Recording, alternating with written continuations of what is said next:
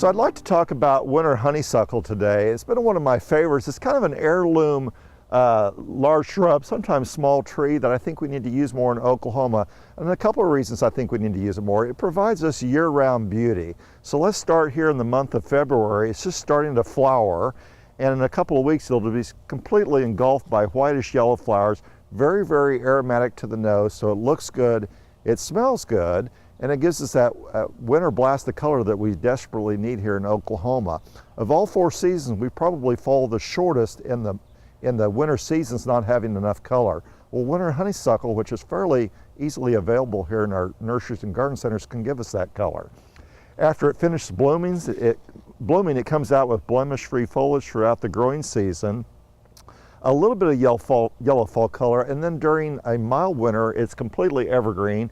And you'll notice this particular winter, it dropped a little bit of its foliage because of some of our low temperatures that we've had like this particular week. Also, if you look inside, you'll see exfoliating bark. So when you couple the exfoliating bark, the aromatic flowers, the attractive flowers, and the pest-free foliage, that makes for a 12-month beauty that we have at our disposal. It also, if you look at it in its entirety here, it makes a nice informal windbreak. It would give you privacy from your neighbors. It can mitigate dust. It can mitigate noise. So it has a lot of applications, again, throughout the state of Oklahoma. Even in the panhandle of Oklahoma, it would endure their winters and their summers. So winter honeysuckle, if it does become overgrown, because again it matures, you can see, to 10 to 12 feet tall and nearly as wide, it does lend itself to rejuvenation type pruning, meaning that you can prune it to taste. You could take it nearly to the ground. You could thin it out ideally to suit your needs and your size limitations in your landscape. However, if you were to choose to leave it at its mature height and width, it makes great cover for birds and other animals that need that, particularly winter shelter, but also when they're nesting. It gives them a sense of protection and a means for raising their young. So that's the beauty of winter honeysuckle. It can be pruned to taste.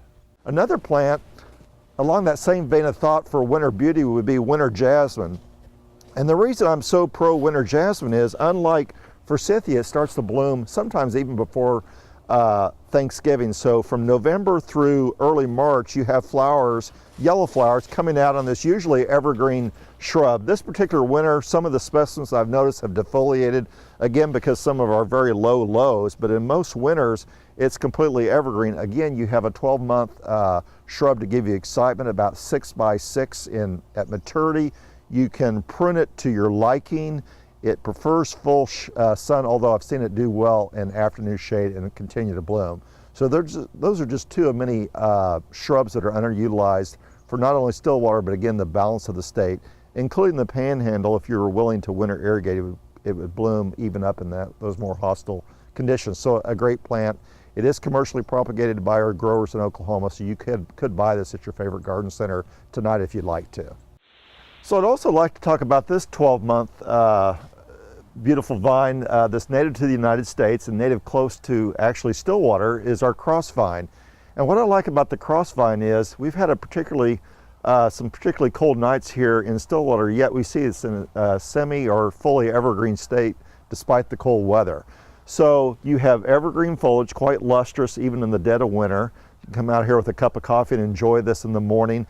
And with the anticipation of orange, beautiful flowers throughout the summer months that will bring in the wildlife, the butterflies, the hummingbirds, etc. So you couple the flowers that are yet to come with the evergreen habit, particularly in the dead of winter, you have something you can be proud of any day of not only the growing season, but in the dead of winter, such as we're taping today. So again, also native to the United States and definitely an underutilized vine. There's also cultivars cross vine that are also commercially available, but they primarily come in oranges, and there's one that's a nearly yellow flower as well.